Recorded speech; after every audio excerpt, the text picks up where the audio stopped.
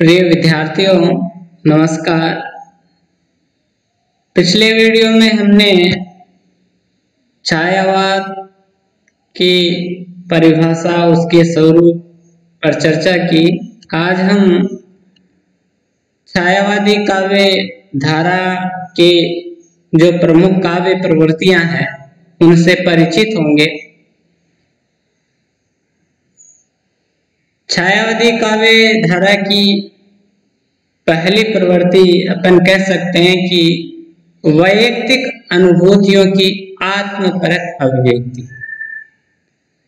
छायावादी काव्य की सबसे प्रमुख प्रवृत्ति आत्मा अभिव्यंजना है और इस काल के कवियों ने अपने वैयक्तिक जीवन की निजी अनुभूतियों को, निजी सुख दुख को अपनी कविता में सहज स्वाभाविक रूप से आत्मपरक शैली में अभिव्यक्त किया है।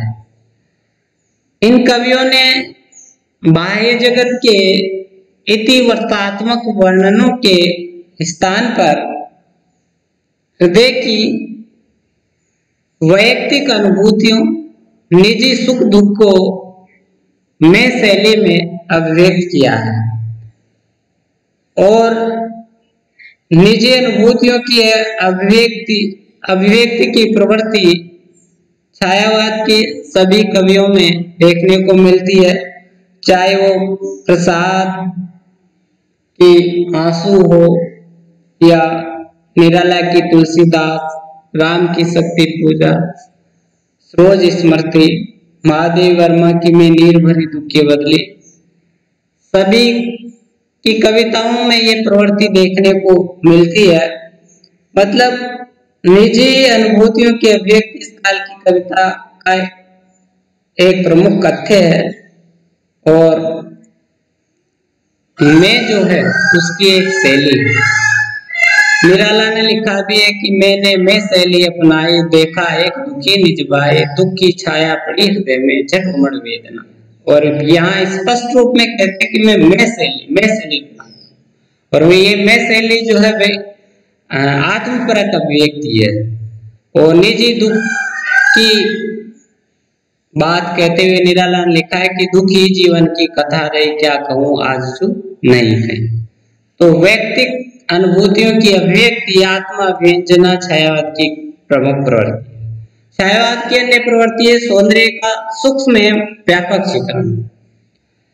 सौंदर्य के उत्कृष्ट स्वच्छंद व्यापक मनोहारी चित्रण में छायावादी कविता का जो स्वरूप है वह बहुत ही भव्य एवं समृद्ध है। छायावादी कवियों ने नारी सौंदर्य, मानव सौंदर्य, प्रकृति सौंदर्य और यहाँ तक कि आत्मा के सौंदर्य के साथ साथ लौकिक और पारलौकिक सौंदर्य के बहुत ही मनोहारी जो चित्र है वो अपनी कविता में खींचे हैं। इन कवियों के सौंदर्य वर्णन की एक विशेषता यह है कि इनका जो सौंदर्य वर्णन है वह सूक्ष्म में उदात्त है। रीतिकालीन सौंदर्य वर्णन की तरह उसमें मांसलता व स्थूलता का अभाव है और उसके स्थान पर इन कवियों ने सौंदर्य के बाह्य वर्णन के स्थान पर आंतरिक सौंदर्य के उद्घाटन व भाव दशाओं के चित्रण में ही अधिक रुचि ली है। सौंदर्य को इन कवियों ने परमात्मा का एक सात्विक वरदान माना है। प्रसाद ने लिखा भी है कि उज्जवल वरदान चेतना का सौंदर्य जिसे सब कहते हैं, जिसमें अनंत अभिलाषा के सपने सब जगते रहते हैं। नारी सौंदर्य के चित्रण में इन कवियों ने नवीन मौलिक दृष्टिकोण का परिचय दिया है और नवीन प्रतीकों और उपमानों के साथ की सहायता से सौंदर्य के बहुत ही विस्मयकारी और मनोहर चित्र अपनी कविता में खींचे हैं। नारी सौंदर्य का एक चित्र अपन देख सकते हैं। प्रसाद ने कामायनी में श्रद्धा का सौंदर्य वर्णन करते हुए लिखा था कि नील परिधान बीच सुकुमार, खुल रहा मृदुल अधफुलान, खिलाओ जूं बिजली का फूल, मेघ बन बीच गुलाबी रंग। इसमें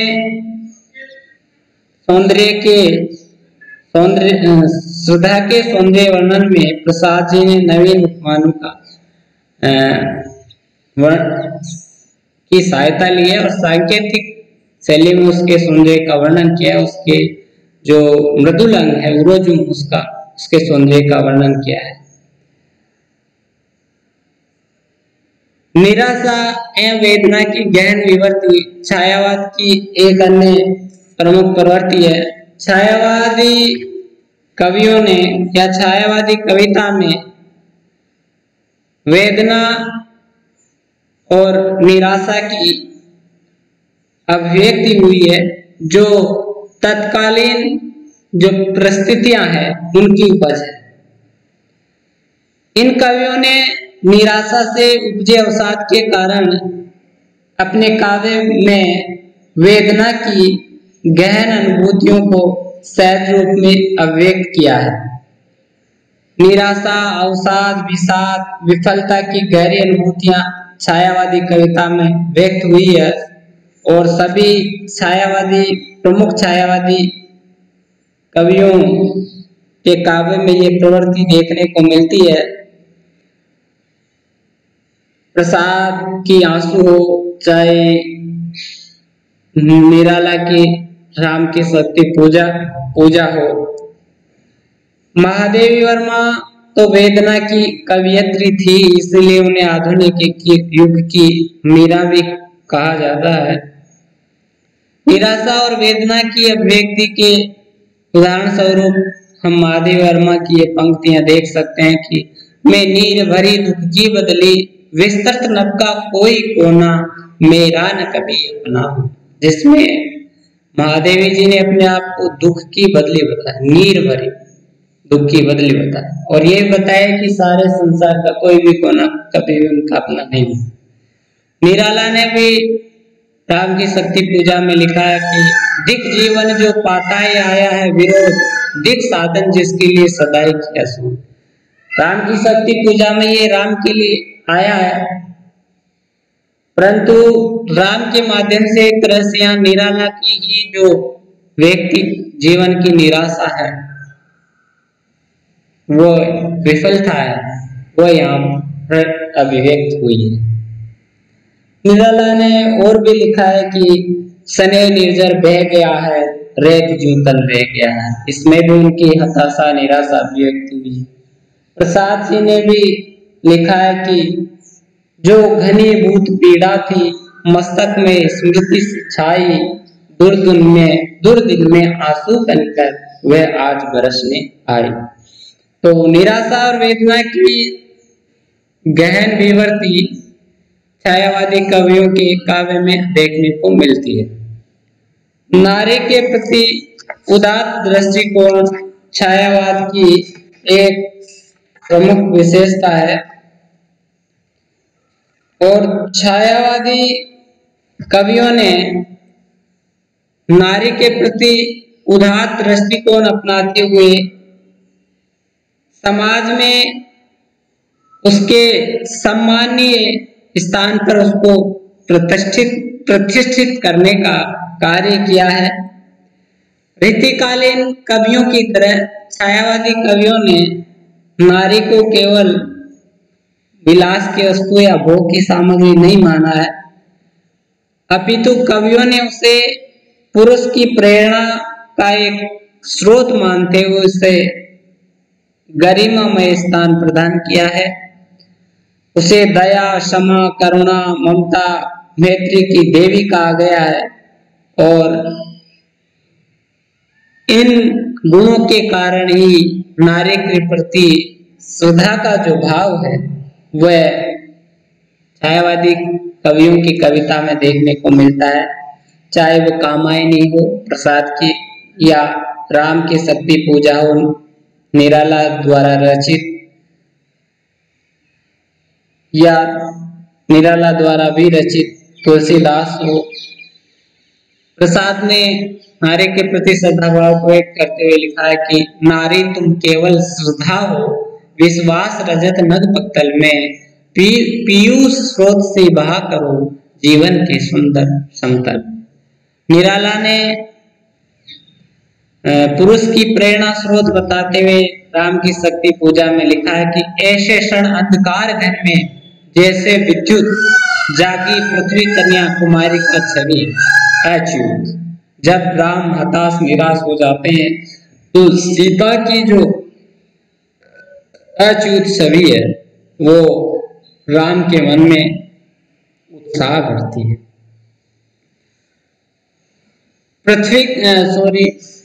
प्रकृति का, यहाँ पृथ्वी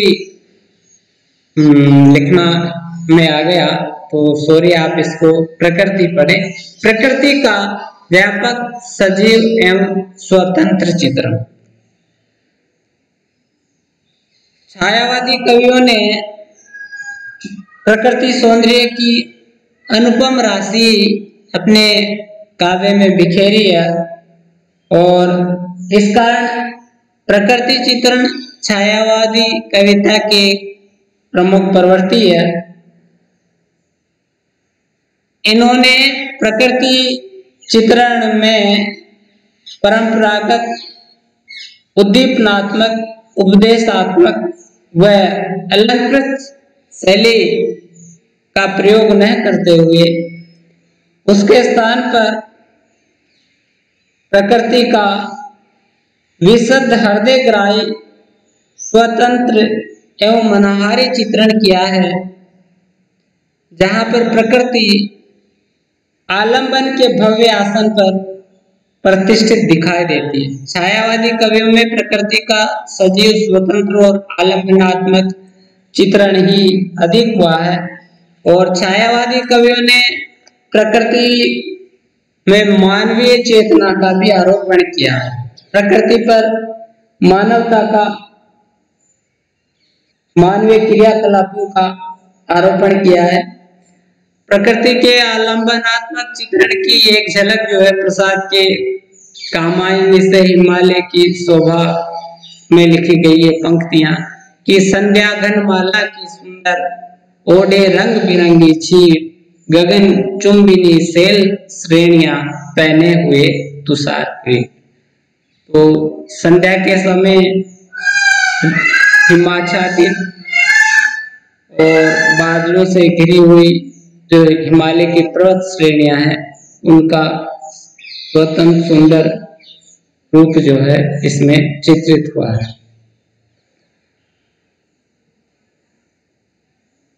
राष्ट्रीयता का प्रभावी उद्घोष।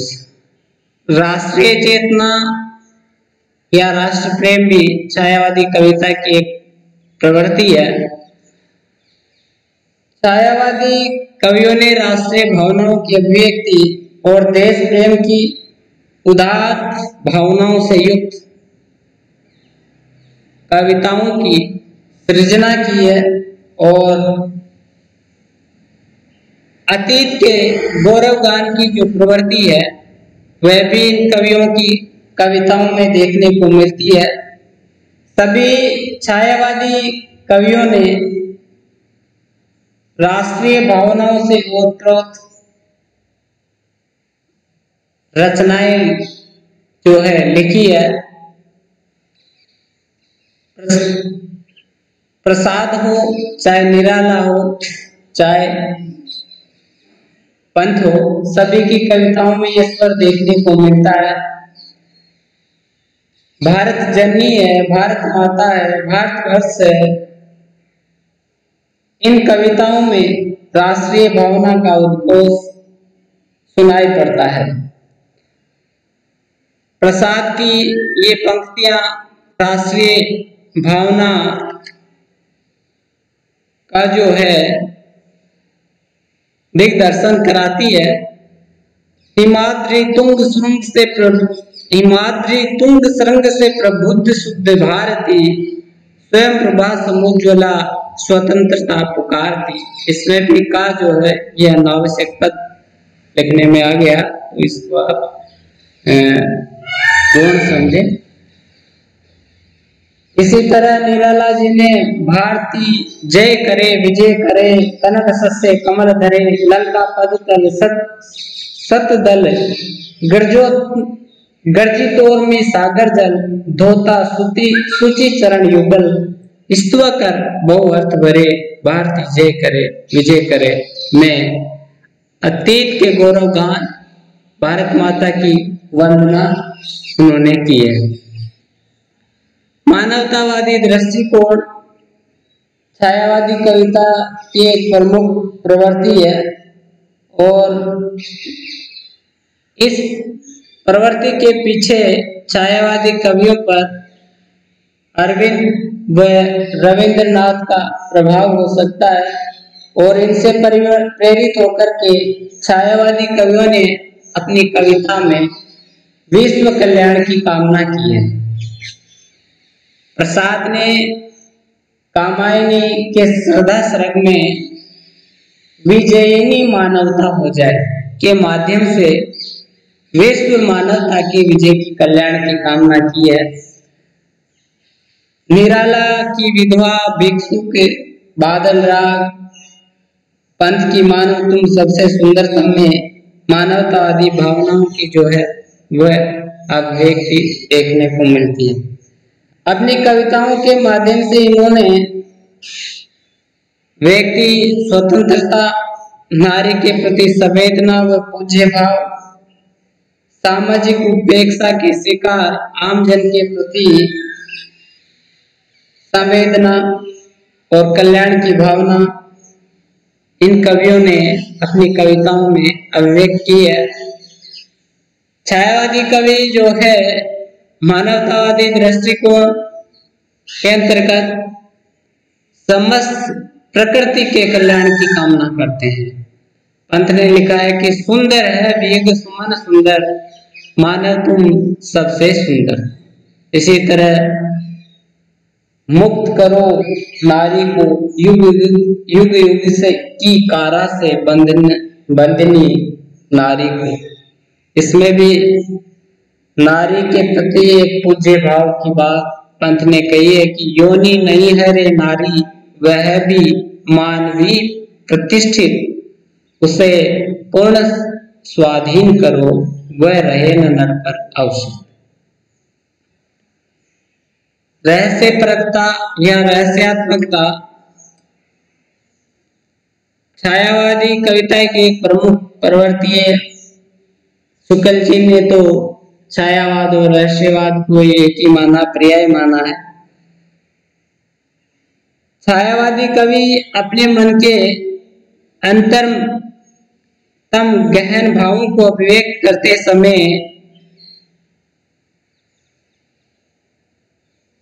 निराकार असीम अज्ञात सत्ता के प्रति रहस्य भावनाओं से बढ़ जाता है और उसकी ये रहस्यानुभूति उसके जीवन का आदर्श एवं एक स्वाभाविक अंग बन जाती है।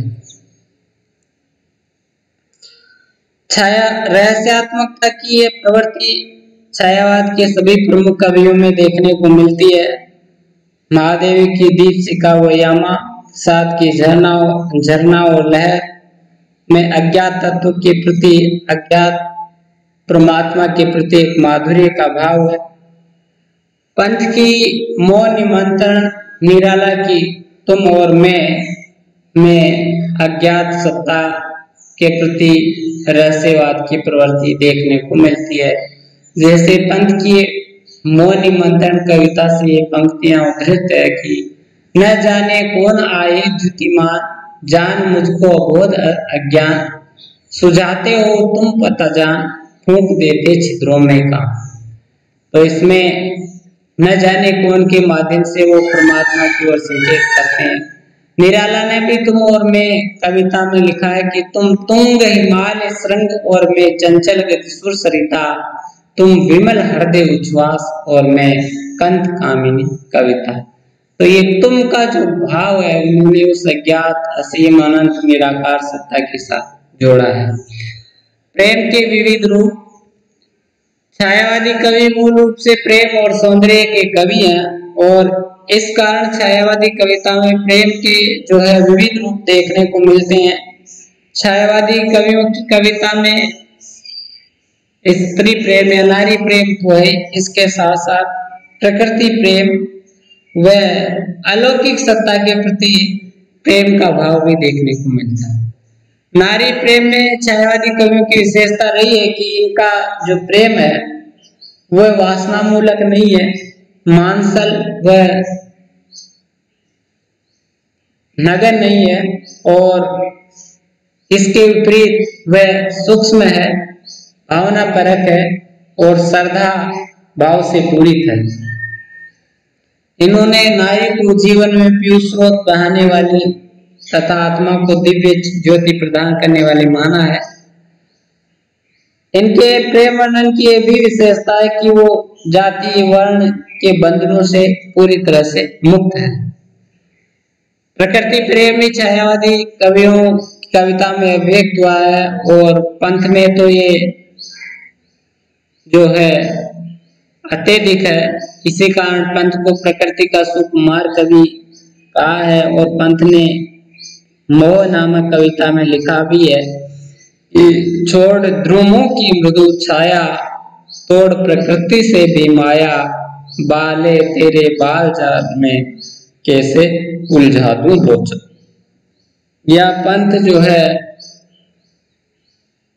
प्रकृति प्रेम को, प्रकृति सौंदर्य को जो है वो नारी सौंदर्य से भी अधिक महत्व देकर प्रकृति के प्रति अपने प्रेम, गहन प्रेम को जो है अभिव्यक्त कर रहे हैं। इसके अतिरिक्त अज्ञात परम सत्ता के प्रति प्रेम इन पंक्तियों में देखा जा सकता है कि भरा नेनु ने मन में रूप, किसी छलिया का अमल अनूप, जल थल मरुत व्योम में जो छाया है सब, जो जल थल और हवा में सब तरह से व्याप्त उस अज्ञात सत्ता का प्रेम जो है वही नैनों में छाया हुआ है। और इस तरह से प्रेम के विविध रूप इनकी कविता में देखने को मिलते हैं। श्रृंगारिकता, क्योंकि छायावादी कवि प्रेम और सौंदर्य के कवि हैं तो श्रृंगारिकता भी इनकी एक प्रमुख प्रवृत्ति है और इनकी कविताओं में श्रृंगार के सहयोग एवं वियोग पक्ष के दोनों ही चित्र देखने को मिलते हैं। यद्यपि वियोग पक्ष की उसमें प्रधानता रही है। सहयोग पक्ष का एक जो चित्र है वो निराला की जूही की कली से अपन देख सकते हैं कि निर्दय उस नायक ने निपट निठुराई की, झोंकों की झाड़ियों से सुंदर सुकुमार दे सारी जगजोर डाली। और वियोग पक्ष का जो उदाहरण है निराला के सूर्य प्रसाद की आंसू कविता से कि रो रो कर सिसक सिसक कर कहता मैं करुण कहानी, तुम सुमन नोचते सुनते करते जानी अनजान। अब शिल्प पक्ष की विशेषताओं या प्रवृत्तियों पर अपन ध्यान दें तो पहली है भाषा। छायावादी कवियों ने खड़ी बोली का प्रांजल विस्तृत एवं परिनिष्ठित रूप अपनी कविताओं में व्यक्त किया है या प्रयुक्त किया है।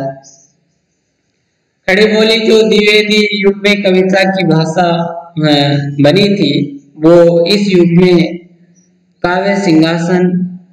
काव्य भाषा के सिंहासन पर पूर्णतः प्रतिष्ठित हो गई। और इसके बाद परवर्ती काल के जो कवि हैं उन्होंने खड़ी बोली को ही काव्य भाषा के रूप में अपनाया और इसी कारण इस युग को खड़ी बोली का स्वर्ण युग कहा जाता है। इस काल के सभी कवियों की कविताओं में खड़ी बोली का बहुत ही प्रांजल, परिष्कृत और प्रतिष्ठित रूप दिखाई देता है, चाहे वो प्रसाद की कामायनी है, राम की सत्य पूजा है या नौका विहार है, पंथ की परिवर्तन कविता है। पंथ की इन सभी में खड़ी बोली का जो है प्रयोग हुआ है। और कल्पना, प्रेम और सौंदर्य जैसे मधुरतम भावों की कोमलतम अभिव्यक्ति में इस काल की भाषा जो है वह तदनुरूप भाव अभिव्यक्ति में समर्थ हुई है। प्रतीकात्मकता एवं बिंबात्मकता। छायावादी जो कविता है उसके शिल्प पक्ष की एक बहुत बड़ी विशेषता प्रतीकात्मकता, बिंबात्मकता, चित्रात्मकता है। क्योंकि छायावादी कविता भावावेश के क्षणों की कविता है और कवियों ने अपने हृदय के गूढ़ गहनतम भावों की अभिव्यक्ति को सहज रूप में व्यक्त करने के लिए नए प्रतीकों व बिंबों का सहारा लिया है। प्रसाद हो, पंत हो, महादेव वर्मा हो या निराला हो, सभी की कविताओं में प्रतीकों और बिंबों का जो है प्रयोग देखने को मिलता है। बिंब के द्वारा जहाँ अमूर्त और अप्रत्यक्ष विषयों को मूर्त और प्रत्यक्ष रूप प्रदान करते हैं, वहीं ग्रहित अनुभूतियों को सघन और मूर्त रूप भी देते हैं। छायावादी कवियों ने ज्यादातर प्रतीक जो प्रकृति से लिए हैं, जैसे सुमन जो है वह सुख का है, सूल जो है वह दुख का प्रतीक है, और चांदनी जो है सुख का प्रतीक है, संध्या विषाद का प्रतीक है, प्रकाश उल्लास का प्रतीक है, सुख का प्रतीक है, लहर भाव का प्रतीक है। बिंब के माध्यम से इन्होंने चित्र उपस्थित किए। प्रसाद जी ने जो है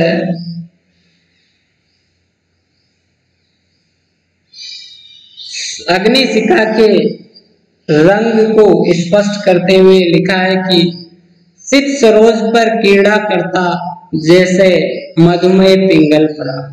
अग्निशिखा का रंग कैसा होता है, इसके लिए उन्होंने जो है सफेद कमल, श्वेत कमल पर जो पीले रंग का लालिमा लिए जो भूरे रंग का पराग है उसको कीड़ा करते हुए दिखाया है। नूतन छंद विधान, नवीन छंदों का प्रयोग भी छायावादी कविता की विशेषता है। निराला ने जो है खुल गए छंद के बंधन के उद्घोष के साथ ही छंदों के अनावश्यक बंधन को अस्वीकार करते हुए मुक्त छंद के प्रयोग और प्रचलन का पथ प्रशस्त किया। और प्रवृत्ति काल के जो कवि है, चाहे प्रगतिवाद हो, प्रयोगवाद हो, नई कविता, उन सभी के कवियों ने मुक्त छंद में नवीन भावाभिव्यक्ति की है। तो मुक्त छंद का प्रयोग भी छायावादी कविता की एक उपलब्धि और जो है एक प्रमुख विशेषता कही जा सकती है। मुक्त छंद का प्रयोग निराला की जूही की कविता में सर्वप्रथम हुआ। विजनवन वल्लरी पर सोती थी सुहाग भरी, स्नेह स्वप्न मगन, अमल कमल अमल कोमल तनु तरुणी जूही की कली। अंतिम जो विशेषता है वो अपन मान सकते हैं कि अलंकारों का नूतन प्रयोग भी छायावादी कविता में देखने को मिलता है। छायावादी कवियों ने परंपरागत अलंकारों के प्रयोग के साथ साथ कुछ नवीन पाश्चात्य अलंकारों का प्रयोग अपनी कविता में प्रमुखता से किया है। और छायावादी कवियों ने जिन पाश्चात्य अलंकारों का प्रयोग किया है उनमें मानवीकरण, ध्वन्यार्थ व्यंजना, विशेषण विपर्य के नाम प्रमुखता से लिए जा सकते हैं। परंपरागत अलंकारों के प्रयोग में भी इन्होंने जो है नवीन शैली अपनाई है और नवीन कलेवर में, नवीन अर्थों में परंपरागत उपमानों का प्रयोग किया है, जैसे प्रसाद ने ज्यों बिजली का पुल में किया है। विशेषण विपर्य अलंकार के उदाहरण विकल वेदना से और आकुल श्वास के रूप में देख सकते हैं। विकल वेदना में विशेषण जो है विकल, वो वेदना विशेषण का विशेषण है, परंतु अर्थ के समय ये विकल वेदना न होकर के विकल व्यक्ति के अर्थ में आएगा। आकुल श्वास में भी ये श्वास न होकर मन के अर्थ में प्रयुक्त हो। मानवीकरण अलंकार का प्रयोग भी इन कवियों ने किया है। और दिवसावसान का समय मेघमय आसमान से उतर रही वह संध्या सुंदरी परी सी धीरे धीरे धीरे, इन पंक्तियों में निराला ने प्रकृति का मानवीकरण किया। तो इस तरह से हम छायावादी कविता के भाव पक्ष और शिल्प पक्ष की प्रवृत्तियों से परिचित हुए। धन्यवाद।